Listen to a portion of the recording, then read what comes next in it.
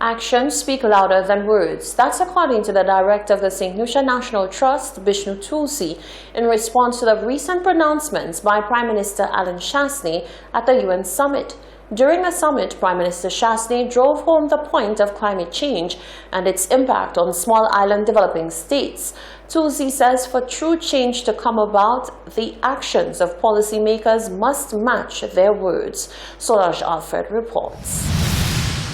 The recent address by Prime Minister Alan Shastney at the United Nations Climate Action Summit was a passionate plea to political leaders and policymakers about the crisis situation facing small island developing states due to climate change.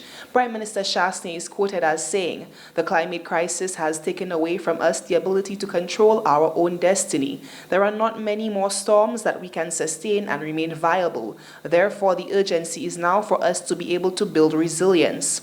End quote. Director of the St. Lucia National Trust, Bishnu Tulsi, says all talk and no action will leave the island in a constant state of vulnerability. This was timely, but it's frustrating as well because you have all these high-level meetings, you have the Paris Agreement, you have so many agreements to deal with climate change, and it all comes down to so much talk and very little action. The action must come at the political level. Industry could just do so much. It is the business of government to regulate. It is the business of government to plan for the long term and not be mired down in short-term economic gains, but look at the long-term survival of humanity and the planet. And so we need decisive action, and we need to take those small steps that small islands can take to achieve both climate resilience and also to deal with climate change mitigation. Tulsi outlines the steps which can be taken by small island states to mitigate climate change. He says a fundamental flaw lies in asking others to do better when small islands are not doing for themselves. Firstly, we need to be consistent with our policy. I think that it is wrong for St. Lucia to be appealing for help when the help is there, when there are billions of dollars in the Green Climate Fund, but we're not ready to access it. I think it is wrong that we could ask the international community to invest in St. Lucia's resilience to climate change when we promote building hotels on the beaches next to the sea, or when we are talking about building offshore islands. The climate will take these things away. So on the one hand, we are asking for help. On the other hand, we are doing things that increase our vulnerability, and these policy inconsistencies are noted. We want to remove a mangrove to put a marina, when mangroves protect communities. So we need first to be consistent. Tulsi says there are many cost-effective steps which can be taken by small island developing states and backed by policymakers.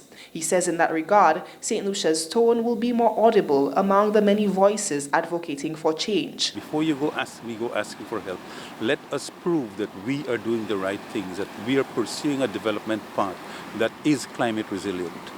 And then we will have a stronger voice to ask for that help. One climate resilient option highlighted by Tulsi is the development of resorts and hotels away from beachfronts and areas prone to the impact of climate change. Reporting for Hot 7 News, I am Solange Alfred. Thank you, Solange. Staff and parents had long-standing complaints about unsuitable conditions at the Labbe Early Childhood Center. Even opposition Senator Joachim Henry had reason to add his voice to the calls for ministry officials to address the issues of leaks in the roof, insect and rodent infestation.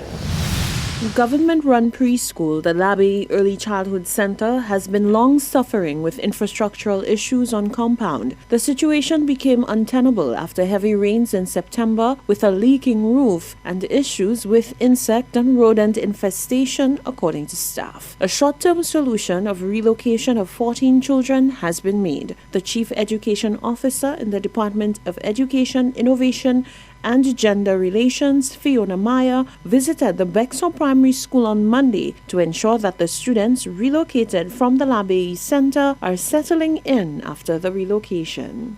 Well, we're elated. We're very, very glad that we found a solution to the issue of one of our daycare preschool centers, which had an issue, that's the Labbe. And today we were able to welcome beautiful children into the BRK2 Primary School that has agreed to host them, embrace them as members of the community. And so the team is here. We've got our education officer here as well as our district education officer here to welcome the parents and the students as well, to ensure that whatever happens moving forward is really about the well-being of every one of our little ones entrusted into our care. Education Officer for Early Childhood Development, Agnes Prince, echoed similar sentiments. She indicated her delight at the warm welcome from the BRK2 Primary School. We had some infrastructural issues at the Labey Daycare Center, and so it was important that we remove the children from that location and to find a suitable location to house them. And so we were at the BRK2 Primary School.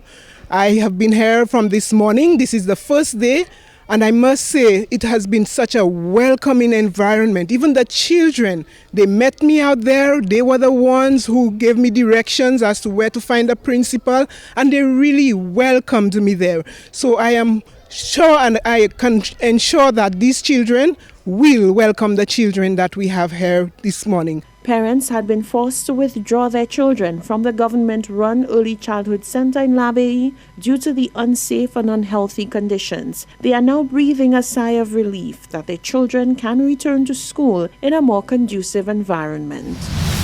Stay with us, there's more news coming up after the break.